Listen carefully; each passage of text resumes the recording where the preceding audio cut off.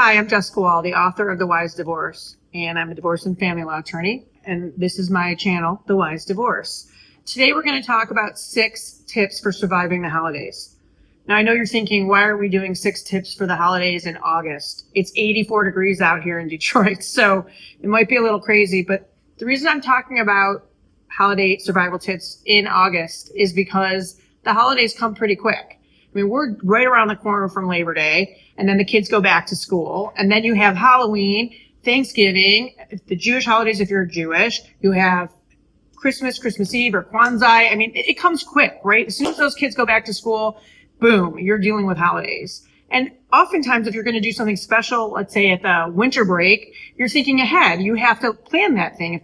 Plan that trip, if there's tickets to be purchased and things like that. So that's why I decided that I'm going to talk about the tips that I would keep top of mind if I was a parent, a divorced parent, dealing with holidays with an ex. So, of course, as I always say, that you need to be child-centric at all times, okay? So always put your children top of mind. What would they benefit the most from with regard to the holidays?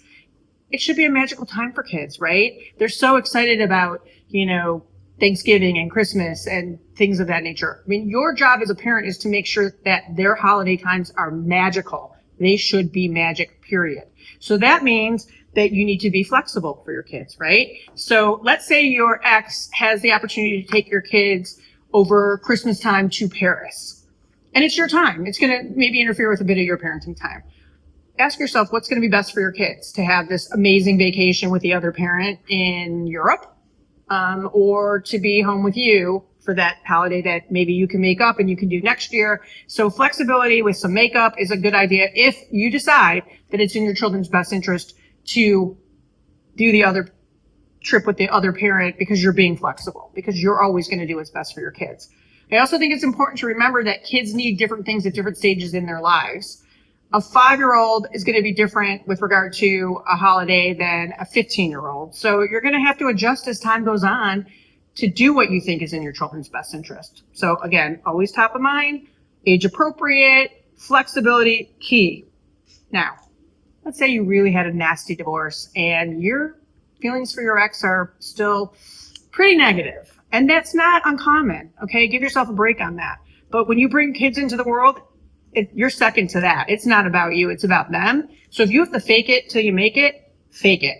That's what you need to do. Okay. That means you never say a poor thing about your ex or their family, even when emotions are running really high, which does happen with the holidays. You can't do it. You just can't do that to your kids. So if you need to go talk to your best friend, a therapist, take a kickboxing class, do what you have to do. Do not involve your children. Okay. And if you can, let's say you don't dislike your ex to that level. Only if you can. I know this isn't for everyone, but if you can do some things with your ex on the holiday with your children, especially young children, it will mean so much to them. If it has to be a movie, so you're not talking, but you're going to see a holiday movie or what have you, something you can handle, try to do it. Just do it for them. I promise you, in the long run, you should be proud of yourself for doing it, and what you've given your kids, a gift of the holiday time spent as a family. Because once you divorce your spouse, they're still your family. They're just a different kind of family, right? You're still children together. So that's the most important thing. And you should always come together and co-parent in their best interests. I'm going to keep saying best interests, child-centric throughout all of my broadcasts, because that's the most important thing, as it should be. Our kids, right? Innocent bystanders of divorce, as I always say. Now, you've tried to make some time for your ex. You've been flexible. You're thinking what the best thing for your kids is. What I think is really nice when you get divorced is to also start new family traditions with your kids. So you create something that is a memory just with you and them. It could be volunteering at a soup kitchen.